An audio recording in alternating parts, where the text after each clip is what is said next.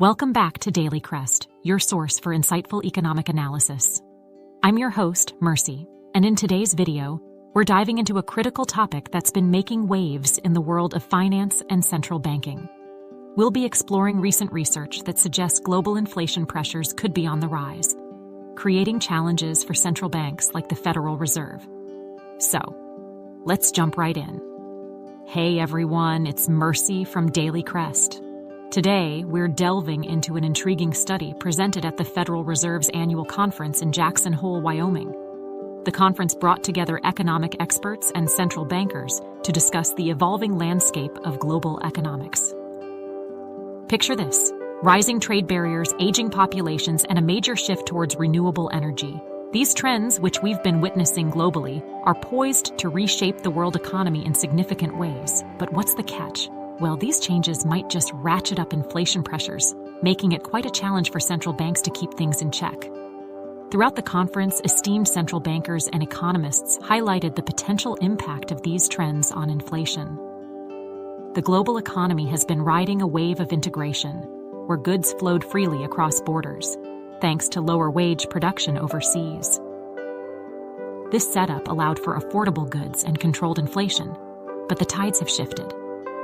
Since the pandemic hit, multinational corporations have been recalibrating their supply chains. The United States is seeing a shift towards producing more goods domestically, like semiconductors, which are vital for electronics and automobiles. And guess what? The Biden administration is lending a helping hand with substantial subsidies. Christine Lagarde, president of the European Central Bank, emphasized that these changes could trigger what she calls larger relative price shocks. With increased investments in renewable energies and an aging global population, supply constraints might just be the new norm. Okay, let's break this down. The new landscape could lead to disruptions in the availability of raw materials and trigger inflation. Now, that's where central banks like the Federal Reserve step in. Pierre-Olivier Gourinchas, chief economist at the International Monetary Fund, pointed out that central banks might be facing a tougher road ahead. The potential for supply shocks and increased costs for production could complicate their mission to keep inflation in check. All right, let's zoom in on the trade side of things. A Harvard Business School economist, Laura Alfaro, presented fascinating findings. China's share of U.S. imports dropped by 5% between 2017 and 2022. Why? Tariffs imposed by the U.S. and companies looking for alternative sources after disruptions in China's production during the pandemic. So, what's the result? A trend known as friend-shoring, where imports are coming from countries like Vietnam, Mexico, and Taiwan, which have cozier relationships with the U.S. But hey, that doesn't mean we're completely pulling away from China. Despite these shifts, overall imports hit an all-time high in 2022, signaling that global trade remains robust.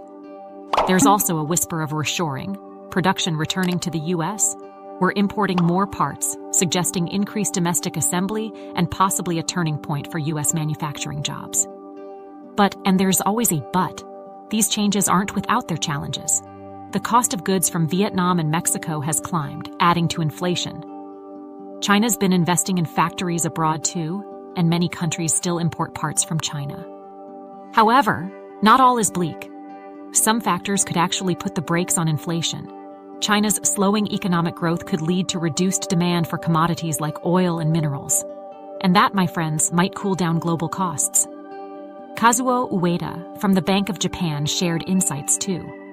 He linked China's economic challenges to internal issues like property sector defaults, rather than just shifts in trade patterns.